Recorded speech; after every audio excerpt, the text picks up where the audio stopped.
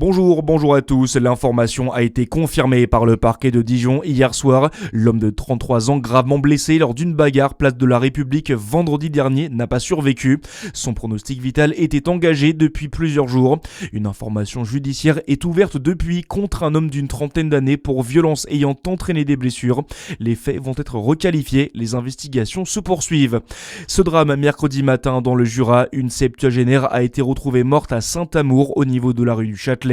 Selon les premiers éléments, elle aurait fait une chute depuis sa fenêtre située au deuxième étage d'un immeuble. Les gendarmes ont ouvert une enquête pour déterminer les circonstances du drame, mais visiblement aucune intervention d'un tiers n'est suspectée.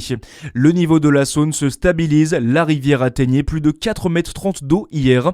Le risque d'inondation diminue fortement alors que de nombreuses rives étaient encore sous les eaux mercredi dernier dans le Chalonnais. Dans le reste de l'actualité, c'est un accord vieux de plus de 50 ans qui pourrait être totalement remis en question. L'accord franco-algérien ratifié en 1968 est de plus en plus critiqué. Hier, un texte dénonçant cet accord et porté par le RN a été adopté par l'Assemblée nationale. Une première d'ailleurs pour le parti d'extrême droite. Un peu plus tard dans la journée, le chef du gouvernement, Sébastien Lecornu, s'est aussi montré très critique sur le texte. Je pense qu'il faut le renégocier. Il faut le renégocier parce qu'il appartient à une autre époque, une autre période. Je considère que le président de la République, et je crois l'a dit à de nombreuses reprises, que désormais il faut regarder à ce que la relation avec l'Algérie reparte fondamentalement de nos propres intérêts. Et c'est pour ça que la renégociation de l'accord, en regardant nos intérêts de sécurité, peut-être aussi d'ailleurs des intérêts économiques, mérite à mon avis que l'on s'y mette. Et je pense qu'il ne faut pas s'enfermer dans un débat de pure politique politicienne sur le sujet, il faut chercher l'efficacité. Ce texte vieux de 57 ans octroie un statut spécial pour les ressortissants algériens. Leur entrée sur le territoire est facilitée, tout comme leur implantation professionnelle par rapport aux autres nationalités. Laurent Nunez salue la fermeté, la rapidité et la maîtrise de la BRI de Lyon.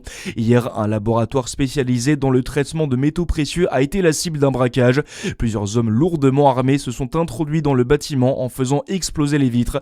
Après une course-poursuite, la brigade de recherche et d'intervention a interpellé 6 suspects et a pu mettre la main sur le butin estimé à plusieurs millions d'euros. 5 employés de la raffinerie ont été légèrement blessés. Et puis du foot ce soir avec la 12e journée de nationale pour Dijon. Le DFCO reçoit Fleury-Mérogis au stade Gaston Gérard.